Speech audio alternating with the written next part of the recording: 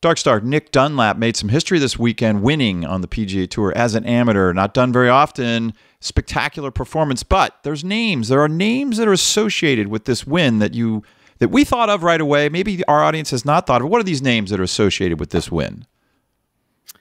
Dustin Johnson, Bryson DeChambeau, Louis Oosthuizen, Phil Mickelson, Patrick Reed, Taylor Gooch, Bubba Watson, Sergio Garcia, to name a few.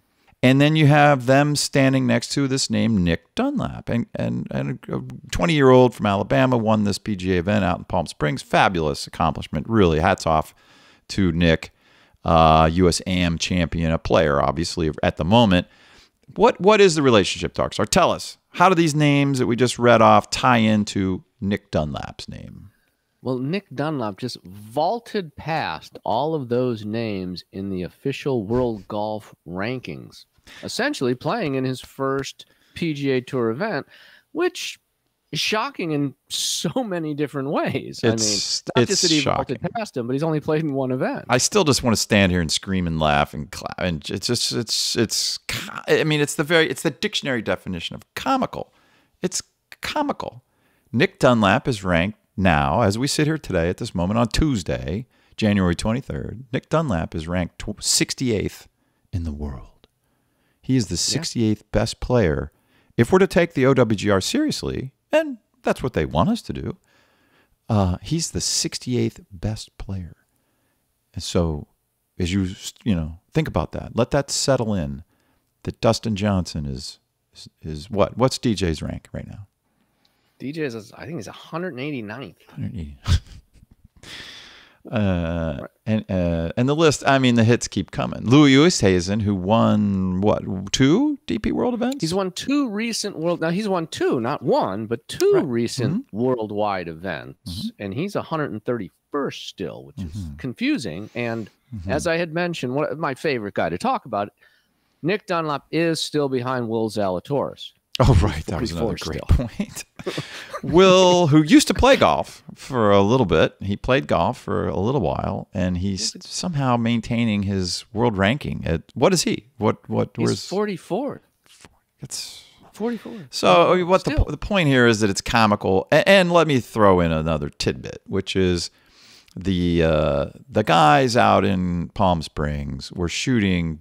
The leaders, the top guys, were shooting 7 under a day on a track that clearly was not all too challenging, and yet they grab all these OWGR points. 7 under a day. It's the fact that you had guys that were just kind of off the couch, as they say. I'm going to go show up. It's a practice tournament for a lot of these guys. It's their first tournament of the year for a lot of them. They didn't go. Anybody who didn't go to Hawaii, and and by the way, that's how you win. I mean, Jordan Spieth didn't win a top flight event when he was 19. He won the hit and giggle at did he win the John Deere? The John Deere, the Tractor Open. He won right before the Open Championship. So it has a reduced field. Because a lot of the top players are over and getting ready for the Open. They're warming up or whatever. So this is a similar situation, but I shouldn't phrase it like that. I should have phrased something first. He is the only player to win the U.S. Junior Am, the U.S. Am, and win a PGA Tour event as an amateur in the history of the world so far. Tiger didn't do it. Phil didn't do it. I mean, since 1948 when the Junior Am was introduced. Let's just stay right here. We are not demeaning Nick Dunlap's achievement at all. I want to say that, and I want to be clear on that. What we are demeaning is the ridiculousness of the PGA Tour and their goal to dominate golf, not on the golf course, but in the boardroom. Yeah, it points out just how stupid the OWGR rankings, the official World Golf Rankings, have become. I mean, they were already there, but this just puts a dot on it. This might be the one moment where, now that we're pointing it out, I haven't heard this anywhere else, and hats off to Darkstar for digging this up. It just, nobody can look at that and that's a serious person that loves golf and say that that's right. So we think we're coming to the end of this whole, drama for the past 2 years. It's been a 2-year thing now, almost exactly. And this just puts a punctuation mark right on it. I mean, the guy jumps to 68th in the world ahead of these, fabulous players who have proven themselves over and over and over again. And, Nick has had a great week, another great week of putting. And he's in that magical, so let's just keep rolling. So we're going to talk more about Nick because it is a great accomplishment. The next point we wanted to roll into really is should the big question in the room now, which is, should he stay an amateur or should he not? Should he turn pro? And we've been thinking about it. We've been kicking the football around here. I'm going to turn it over to Darkstar to give us his opinion because I think we pretty much agree on everything here, pretty much. Pro or amateur Darkstar for Mr. Dunlap, who's 20 years old, was a sophomore at the University of Alabama playing on the golf team. Should he stay or should he go? Let's put it that way. I hope the only reason he pulled out of the Farmers is he's going home to talk to agents and family and his parents. Get his sit down with his parents together. He'd be absolutely crazy not to go pro, and the main reason because the way he's been putting the last year and a half. I could only I can't even dream. I mean, I can dream pretty damn well, but I can imagine quite a bit. Like that. I mean, I got some pretty good dreams, but putting like that is not one of them. You have to go pro. He's only going to putt like that for maybe like Jordan Spieth did it for like 3 years. Maybe he's going to putt like that for 3 years. He's not Tiger Woods or Rory McIlroy tee to green, but then again, who is? So he needs to go pro. Period. End of discussion. The only question is, does he go PGA or live? And there's pluses and minuses to both. Well, don't skip ahead. Don't skip ahead. No, sorry. I don't mean that. I mean, you're skipping over the important details, which is he should go pro. And your brain, I know how you connect things. That's not worth talking about. Well, but this is a talk show, so we're going to talk about it. Number one reason you said was putting, and you got that out there. And I would say the number one reason is, well, maybe that is it, but tied closely with, so that's one, the thing that's gotten you to where you are, putting. And you can talk about how he won the U.S. Amateur with, the Shipley is still scratching his head. Like, how did that happen? How did he do that? And he's carried that forward to here we are. So yeah, okay, that's the number one thing. And putting comes and goes. I mean, unless you're a very precious few guys who have kept it together for year after year after year, and there aren't many of those, including Jordan Spieth. Injury. It's so easy to get hurt. You're swinging hard. You're going after it. It's a very violent thing you're doing by swinging 115 to 20 miles an hour for most of those guys over and over again with the driver. Repetitive motion injuries happen all the time with your wrists, with your elbows, with your neck, with all that, your shoulders. All of it is susceptible, and including knee injuries. All of that can happen. And there's lots of names I can think of that have had injuries that have taken them out for a season, maybe two. And do you come back from that and be the same player? Go ask Gary Woodland. Go ask Hunter Mahan. I mean, there's quite a few. Lucas Glover had an injury. Go ahead. You talk about repetitive injuries. As a physician, when they call it golfer's elbow, that's something that's a real problem. There's very few medical terms that are defined by the sport and the repetitive motion. I mean, let's face it, Lou Gehrig's disease. Who would have thought Lou Gehrig would get Lou Gehrig's disease? You know what I mean? Yeah, rock on. That's a great example. Some weird disease that kills you. Now, that's probably not going to happen to Nick. Hopefully not, God willing. But the other thing, besides he's putting like unbelievable right now, take advantage. Okay. You're healthy right now and you're 20. Great. You probably are going to be healthy for the next 5 years. Take advantage because your body heals so quickly at that age. The third thing, though, ties into those two things, which is we are, as I put it to you just a few minutes before we came on the air, we're at a financial turning point in pro golf. Right now, when John Rahm signed his big deal with LIV, probably was the high watermark for LIV for PIF money, for real money, PIF money. We're coining that term, by the way, audience. It's PIF money. Does he have real money? Does he have a jet? No, PIF money. Oh, PIF money. Well, that is real money. Got a fleet of jets. Yeah, right. He's got more than one. He has his own, actually. That fractional stuff wasn't good enough. So here we are at this turning point. If I were Nick's parents, and he was homeschooled, So we're going to assume that the parents are very plugged in to their 20-year-old kid. What are you going through? And the only real thing to talk about is the majors. And do you want to go play in those get your OWGR points and all that stuff in the next couple of years? And, I think Darkstar and I have a pretty good formula, assuming Liv is willing to offer him a slot, should he take it or not? Because here we are at this turning point. Let me define that. 6 months from now, probably not going to be in the same place, right? I mean, the deal's going to get done. It's going to get done in the next couple of months, maybe a couple of weeks, somewhere in that time frame. We've never deviated from that belief. I'm not deviating from it now. It's going to get done with the PIF involved and with these Fenway guys involved. Sure. And then the signings are going to be very different. It's still going to be a great place to go play in sport, but it's not going to be big signing bonuses like it is currently. And Nick maybe, and I would give it better than a 50% probability, could go grab one of those. And let's just go right into that, Darkstar. I know you agree with me on that. He could grab one of those bonuses. Maybe it's 20 million, maybe it's 10. It doesn't even matter if it's 10 or more. That's a giant number for a 20-year-old kid who has had a great career so far, but not a long career for sure. And to get $10 million all at once to go play Live for how many years, Darkstar? Maybe 3? I'd love that deal. If I were his agent, we'll take 10 million, 15. If I can get you 25, obviously it just gets better and better the farther north of 10 we go. But if I can get you 10 and a 3-year deal, even if it doesn't work out, and you're going to make more if you keep playing the way you are while you're out there, if the whole thing implodes and you're stuck in 3 years, you can go back and play the PGA Tour or whatever tour remains and get your points or however you get into the majors at that point. Very likely, I can't tell you exactly, Nick, how it's going to turn out, but if the whole thing falls apart, it's extremely likely that if you are in a top 100 in the world, that they need you more than you need them. Let's get real. You can't have a golf tour without golfers. They're not just going to go down and say, hey, all you guys that went to Live, the heck with you.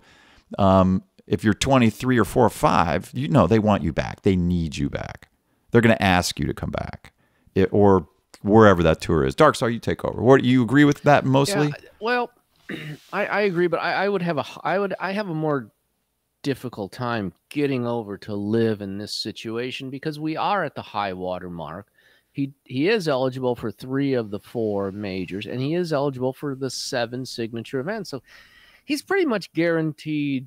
I don't know. He's going to make at least $4 or $5 million just showing up at a signature event. And he has to play well. He's got to play well. He has to play. He has to play okay. I don't know if he has to play that well. It's more of a challenge in that regard. You keep plus, he's vaulting up the OWGR, so he gets in the top 50. He qualifies for all those signature events. Now, so I have a little bit more of a challenge getting all the way over to Live right now. Now, if I knew the deal was going to be done and next year there's going to be, say, 12 signature events and 4 majors and the top Live guys and the top PGA guys are going there, then it's a much easier. I'm not 100% sold on the deal for the Live player at this stage, and that's why I have more of a challenge of getting directly over to Live and not just, hey, turning pro, playing in my 7 signature events. He's qualified for 3 of the majors. The British is the easiest to qualify, so he should qualify for that. With a couple more high finishes, he is hot right now. So, I don't know. I don't know. The other thing, I think, being an Alabama guy, which, JT is the head of the Alabama guy. They had Nick Saban on. I turned the volume off when they had him on a phone call, but at the PGA event, I just couldn't do it. That being said, being an Alabama guy, I don't see him going to Live because of that. It seems like we haven't said will he go, and we haven't. Yeah. There's no guarantee that Liv would even offer a contract. It would have to come from. They have to relegate somebody, presumably, or stick him on a Rahm's team or something. But there's another reason here. We went over it a few shows ago. If you're a young guy, so if you're a prototypical top amateur golfer in the world, and you're recognized as such. So you've been playing that well. Then Live's the place for you. And Darkstar may be a little hesitant on, I don't know how it's going to work out. And that's fair, but I'll tell you how it's going to work out. It's going to work out for you. I cannot foresee a future if you keep playing well as a 22-year-old guy that you don't get to be, you don't have status to the majors wherever you're playing 4 years from now. That's a 98% probability, and those are good odds. Yeah. So, and I hope people in his camp, parents, whoever he chooses as an agent, are speaking to him like this. Because one of the things I do want to mention, he's putting great. He shot 29 under. Now, regardless of whether you're playing on a putt-putt course, 29 under is still 29 under. And he putted great as he has been. One thing about showing up as an amateur to a PGA event like that, you're freed up. I got nothing to play for. I'm not winning any money. I have no pressure on me. So the advantage, obviously, that I'm talking about going to Live is, again, under contract, your putter is freed up, as we saw with a Taylor Gooch, who, again, putted fabulous. And let's make the comparison with Cameron Smith, who was the greatest putter on the planet 2 years ago. And all of a sudden, you're getting married. You're moving on in life to another level of life. And a little frustration, a little trouble with the putter. You know, somebody needs to explain to Nick that life happens, Nick. And so you have to go pro. That's number one. Where you do it, we're trying to lay out the pluses and minuses for you, so you can make the best informed decision. That's a good point. We're saying pro. It's just a matter of which. There's two choices, right? I'll give you the other frosting on the cake, and I hope his parents and Nick himself, but particularly the parents, because he's 20, and I'm guessing they're going to be in his ear, and he's going to listen to them, and he should. In addition to whatever professional advice he might be getting, I would go with the parental advice first, Nick, and then follow your own, internal compass. But where are you going to get mentoring? Where is that going to happen? On the PGA Tour, where it's cutthroat. It has to be, and that's good. If that's the kind of sport it is, it's awesome. It's fun to watch as a fan. But and they are gentlemen to each other by and large. So yeah, you do have friendships and colleagues and collegial conversations on the putting green and the practice area and sure, but not like Live. You want to go and be on. I mean, let's say he can go on and be John Rahm's team, because we know John has openings. Nick, you can go play golf on a team with John Rahm, who's won 2 majors and is, arguably the top player in the world right now. And that opens you up to Phil Mickelson's tutelage and Greg Norman's tutelage. That's what I'm saying. We've said this in an episode before. It's a great time to say it again. If you're a 20-year-old, Live's the place. If I were 20 and I had that chance, and it would be pretty clear to me, and my only hesitation would be to get some really good advice from people who have a good ability to see over the horizon at what's coming. And God, I got to tell you, I cannot, if you're 3 years from now and you're still good, Nick, you're 23 and you're good, the majors need you more than you need them. You can't have a major and call it that if the top players in the world aren't there. The majors, it's not lost on the majors that's the case. So that's why Rahm going to Live, to me, and that surprised me, but to me that really does tip it. And now you have to have him. And a proof of that, you have to have him at the majors, right? Because you can't not have Rahm and call it a major. Now he's exempt, so it's not a perfect example. If he weren't exempt, it would be a perfect example. But he's not. But Rory put the dot on it for us. Rory comes out almost immediately after Rahm goes to Live and says, well, he's going to play in the Ryder Cup. That's not even a question. Yeah. Oh, I didn't. Wow, was that quick for you, Rory? At least it was a question a minute ago. Now it's not a question at all. And you can't have Rory and John be on one side of the equation, and the European Ryder Cup team says, well, the heck with those guys. That's not our tradition. That's not our rules. So we'll just play without Rory and John. Well, no, you can't do that, because then it's not for the obvious reason that the fans are thinking, which is, well, there wouldn't even be a Ryder Cup. Nobody would watch. True, but that before that even major reason or significant reason is it's no longer an all-star game. Your two best players aren't there. It's not a quality event anymore. You don't have a top event anymore. You don't have the best players. You have fill-ins.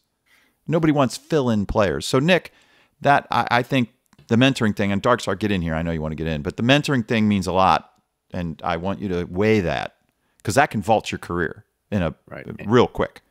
And the other thing, no matter what people think, golf is a global game now. You're going to have multiple people outside the United States that are going to be top players. There already are.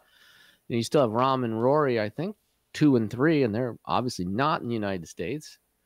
So it's becoming a global game, and that train has left the station. So you can get on board, or you can sit there in this U.S. centric golf market, and it's gonna, like I said, they've been finding money under the couch cushions, and I don't see the U.S. being the center of golf much longer. It still is, but you can grow up anywhere in the world and be a top golfer, and Rory and Rahm proved that, as well as many others. But they come to the United States to play because both those guys live here. And in John's case, he played college golf here. The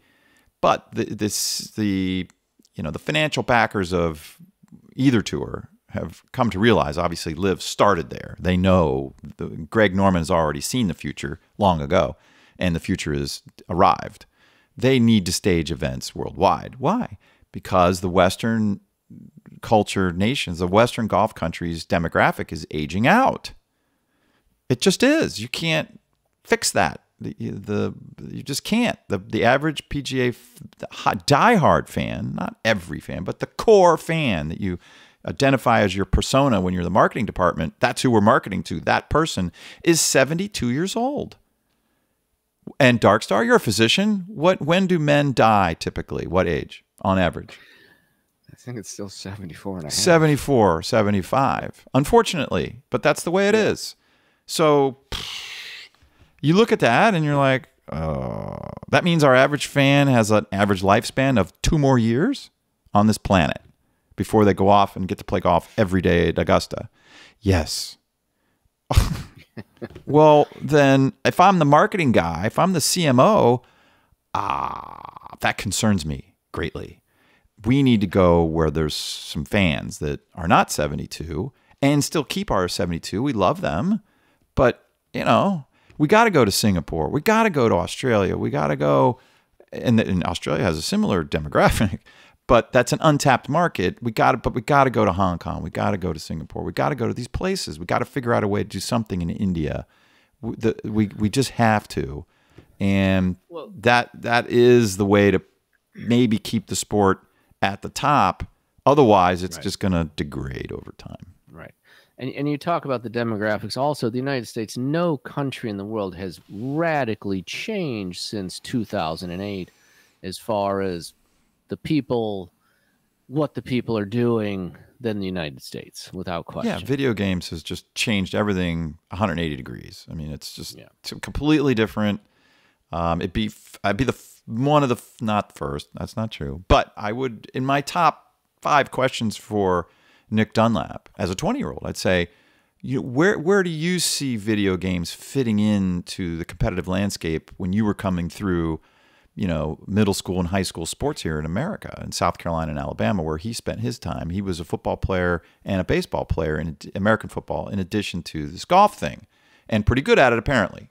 And that would be a really good question. I'd love to ask him about little league baseball particularly. What the kids look like when you were 10? And how much time do you guys spend talking about Fortnite and other top games, FIFA, and all these other things that the kids are doing? And instead of going like Nick did and go to the driving range and become a great player, they're doing other things in addition to that some of the time. But it's a big deal. But are they turning on the TV and watching golf when they have a minute, or are they watching some other sport? Right. And you bring up those points, and to echo and get deeper on Nick Dunlap, he was homeschooled. He spent a lot more time probably playing and practicing golf than your average, high school kid, or well, not high school, but your average grade school kid in Alabama, right? Mm-hmm. So he had a lot more time to practice. He spent a lot more time with his parents. He spent a lot of time with adults and adult golfers, which puts him as a 20-year-old more in the vein of a 25, 30-year-old when it comes to his experience, his knowledge of the game. Yeah, maybe it's just maturity level. Yeah. He did just win a professional event in his sport as a 20-year-old. And to echo my other point, it is a world game. So you're not just competing against a bunch of kids from the country club as you were in the 60s and 70s who could afford to play golf. Now you're competing against, the entire nation of South Korea, Australia, and a lot of people in, the Asian Rim and, Canada, South America. It is a global game. There's going to be a lot more competition. Strike when the iron is hot. I see it that way, and I it'll be interesting to see what he does, and we'll make those predictions before the show ends, which it's going to end soon, not because we're out of things to say, but because we're out of time. The chance to mentor, I think to me, that's the biggest point. And oh, by the way, yeah, you'll get $10 or $15 million. Well, let's all remind ourselves of what that means financially as a 20-year-old. You're all set. No, it's not a $100 million Nike contract, Rory, Tiger. But, 10, 15, and how much of that will he be able to hang on to after taxes? Let's say he can hang on to 6 or 7 or 8 net, depending on the amount, right? And how they structure it. You put, and he's 20. He doesn't need the money. So he put 6, 7, 8 million away with a good financial team. You call us, Nick. We'll help you with that. Because that's critical. You got to have a great guy, a great person, doesn't have to be a guy, great person running your finances for you and putting it in the right places for your age and all that stuff. So he can then go out, and as Darkstar loves to talk about, and we're going to let him talk about it right now again. What does that do for your game when you don't have to worry about money ever again in your life? You got $7 million in investments. You're 20. By the time you're 30, that 7 will not be 7 anymore. It'll be significantly more than that. And you're cruising for the rest of your life. You could do that besides the mentoring. But tell us what that does for your game, Darkstar. We don't have to worry about the money. Yeah, well, not only does it free up your swing and free up your putting, but you're not even thinking about not shooting away from a flag.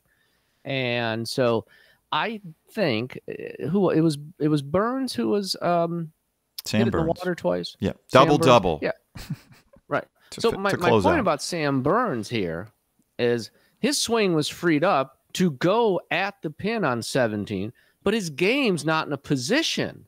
In other words, he took, I'm sure, a lot of time off after the Ryder Cup. He played over in Hawaii, and I'm sure he enjoyed himself in Hawaii. Now it's like, oh, now I'm in the hunt on tournament. I can't let this amateur win. I'm going at the flag. But in the back of my mind, my game's not ready to go for the flag. He should have hit it in the middle of the green, but he's thinking, I'm Sam Burns. I'm going to beat this amateur. Oh, but Sam, my game, in the back of his mind, my game's not there right now. So, yeah, he clear. It's a freed up situation, but I just want to circle back to one of the advantages that Nick had. He's been playing well, putting great, and the other pros really weren't in top form. So it was a perfect storm, and that's how you win. That's how sports go. You got to take advantage of your opportunity. Super tight. He won by a shot, which is typical. So you go back over all 72 holes, and where here's a shot here, here's a shot there. For sure. I love the idea of having money in the bank, and I love the idea of mentoring underneath a top guy, guy, which he will, even if he's not on Rahm's team, as you say. Go to dinner with Phil Mickelson. Go to dinner with Greg Norman. Go to dinner with any of those guys. DJ. There's a long list. Cam Smith. Yeah. I mean, you got to be kidding. It's unbelievable. You talk putting with Taylor Gooch. Gooch knows how to putt. Talk shot making with Bubba Watson. I mean, it's just it's a stunning opportunity where that didn't exist 5 years ago. I mean, you couldn't do that as a pro, and nobody knows because it hasn't happened yet. We have to go ask, maybe one of the young South Americans, what does it mean to be able to do that? I mean, even getting a grinder's perspective from Kevin Na, I would find very informative, extremely. I mean, Kevin's a grinder, and he's made it work. He's gotten himself to a pretty good financial position and won a few times and all that. And just a lot to learn quickly. And then, yes, we're all going to come together as one big happy family under Nuco anyway. So I'm hoping he goes in that direction for the mentoring thing mostly. Well, I don't know that, and he is, like I said, I think he's very mature for his age. He did hit a ball at the American Express in the middle of a lake, I think on the 7th hole. I saw a highlight, and he bounced back well. Also in the U.S. Amateur this year, in the qualifying rounds, in the stroke play rounds, he was way back initial. I think he struggled. He was a few over. I can't recall exactly, but I'm pretty sure he was a few over after 7 holes. Like he was like 4 over after 7 holes or 7 over after 4 holes. And he made a great comeback. So he's got the maturity level to come back and keep his head and his wits about him. So, I mean, overall, I like him as a player. I think he's going to be successful wherever he goes. But obviously, we both agree it's time to go now. And are we ready for predictions? Because the clock's ticking. Yeah, we're going to get out. So predict. Go ahead. Well, I think here, I was just thinking, and I was trying to think off the top of my head. I really think at his age, he's kind of at that stage where he's going to go to the PGA Tour, but I think he's going to try to manipulate his schedule, where if he thinks Alabama's got a chance to play in the NCAA championship, he wants to win that. So I think he's going to play in Augusta as an amateur. He's going to play at Alabama, and the day that Alabama's eliminated, he's going to turn pro, which probably leaves him 4 or 5 signature events still, and the PGA and the U.S. Open. So I think he's probably not turning pro until late this spring. I think he's going to play in Augusta and play for Alabama. Yeah, and that's a good analysis because I think you're right.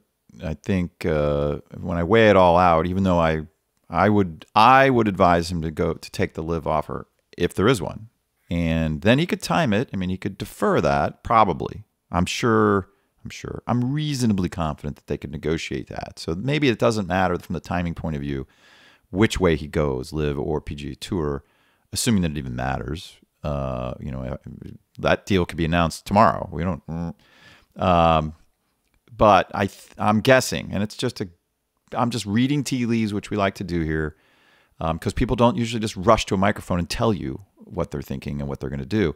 I think he's going to listen to his golf coach at Alabama, who he's known since he was 10. So he trusts that guy, probably. I think he's first and foremost going to listen to his parents. They're Alabama people.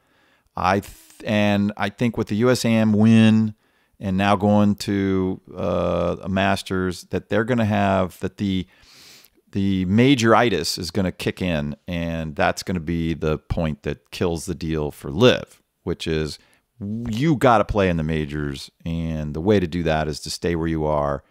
That's the best known path to get to the majors. And as Dark's already pointed out, you're going to play in the signature events. You can still make a bunch of money. If you play well, you could still make that same $10 million. So that guy from the Thinking Man Show, that B Team guy, you don't have to do that. You can still make the same money and stay where you. So I think that's what's going to happen. They're going to rationalize their way into the PGA Tour, and the timing will be as Darkstar described. Now, what I hope they catch the show or one of his friends does and say, hey, listen, the mentoring thing, Nick, don't underestimate what that's worth. That knowledge is unbelievable. And I don't know that the Nicholses are going to invite you down to Palm Beach for a weekend. If they do that. But I think under the wing of a major winner who cares about you because he is invested in you as a teammate or as a live mate, so to speak, and there's still us versus them mentality, I don't think you can put a price tag on that for a 20-year-old. So I hope he does that. Yeah. But he probably won't. Probably No, won't. I don't think he will. All right, well, take us Yeah, out. We're going to wrap it up here, audience. As always, great being here. Darkstar, anything closing data points you want to throw in here that we missed? The only thing I just looked up the Alabama golf schedule. No super courses, just tournaments. But it'll keep him busy. I think he's going to stay busy, play at Augusta. And I agree. The world around him at Alabama is kind of anti-live, so I don't see him going there.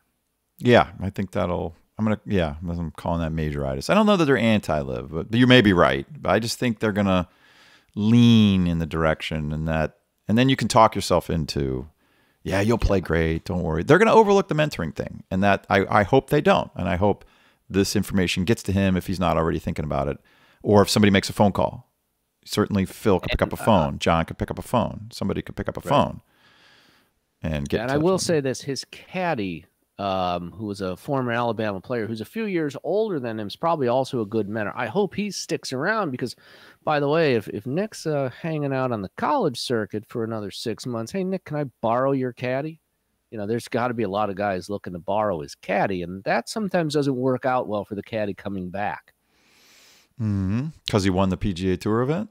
Is that what you're saying? Well, you borrow Nick's caddy, and then all of a sudden, whoever player X takes Nick's caddy and wins once or twice, or wins a signature event. All of a sudden, oh yeah, well I'm staying, Nick. I'm staying with golfer X because I won a few times. Yeah. Yeah, no, I hear. And maybe that guy, I don't know that caddy. Maybe he's a great green reader. That could be helping or did help.